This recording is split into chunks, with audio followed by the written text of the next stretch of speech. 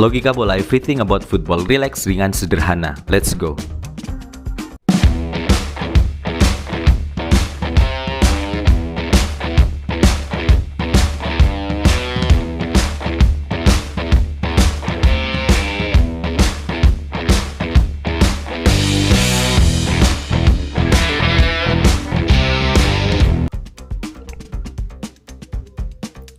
Sebuah laga panas yang terjadi antara Al Nassr versus Al Hilal, di mana skor berakhir dengan kemenangan Al Hilal 3-0 atau skor mencolok terjadi di pertandingan kali ini. Nah, pertandingan berjalan sangat seru, sangat panas, dan juga dengan tensi yang tinggi di pertandingan kali ini. Nah, di balik pertandingan tersebut ada beberapa peristiwa, ada juga beberapa momen, dan juga ada beberapa hal yang sepertinya cukup menarik untuk kita bahas. Nah, di pertandingan kali ini kita bahas mengenai apa saja faktor yang menjadi kekalahan Al Nassr. Sedikitnya ada beberapa catatan yang menjadi kekalahan dari Al Nassr. Yang pertama yaitu terkait dengan kebijakan dari seorang Luis Castro mengenai starting line up yang diturunkan. Pertama, kesalahan sederhana yang dilakukan oleh Luis Castro yaitu dia terlalu memaksakan diri untuk memberikan kepercayaan terhadap Seko Fofana yang mengawal lapangan tengah atau menjadi gelandang bertahan. Seko Fofana bahkan sekalipun dia tidak bermain full, dia bermain hingga babak kedua setidaknya sampai menit 65 atau menit 65 sampai menit 70, sehingga terlihat dari babak pertama Al Nassr di lini tengah memang diobok-obok dan memang kalah, dan Seko Fofana sama sekali tidak bisa membendung serangan demi serangan atau memutus serangan dari Al Hilal. Nah, Seko Fofana bahkan terlihat beberapa kali kehilangan bola, kemudian dia salah melakukan passing, salah memberikan umpan, dan semuanya berujung menjadi ancaman bagi Al Nassr.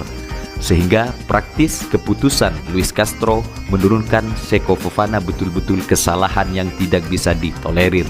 Kemudian yang kedua, selain pemilihan Seko Fofana, terlihat keberanian Luis Castro yang terlalu berani untuk mengganti beberapa pemain penting di menit-menit akhir dalam posisi ketika Al Nassr sudah tertinggal. Bahkan dia mengganti bek tengah Al-Ajami dengan pemain lain yang sebetulnya berposisi sebagai winger atau gelandang dan juga di lini depan. Artinya memang tampak tidak menjadi sebuah kesalahan yang fatal jika saja Al Nassr bisa menuntaskan laga dengan baik. Namun ternyata keputusan itulah yang justru semakin menjadi permasalahan yang sangat fatal bagi Luis Castro sendiri. Semenjak beberapa pemain di lini belakang Al Nassr diganti oleh Luis Castro, ternyata justru menjadi kesalahan yang berujung berakhirnya kekalahan Al Nassr dan terciptanya 2 gol dari Aleksandar Mitrovic. Nah, itulah sedikitnya 2 kesalahan dari Luis Castro, menggunakan atau memaksakan diri untuk memainkan Seko Fofana di lini tengah yang nyata tidak bisa padu dengan Otavio maupun Brozovic. Kemudian dia mengganti beberapa pemain belakang yang memang memiliki andil besar di dalam jalannya sebuah pertandingan. Kemudian yang ketiga, efektivitas lini depan atau sebuah kesempatan dan peluang demi peluang yang tidak bisa dimanfaatkan dengan baik, atau dengan kalimat yang sederhana, finishing dari lini depan Al Nassr cenderung tidak efektif sama sekali atau banyak sekali membuang-buang peluang, sehingga memang di lini depan Al Nassr sama sekali tidak bisa mencetak gol.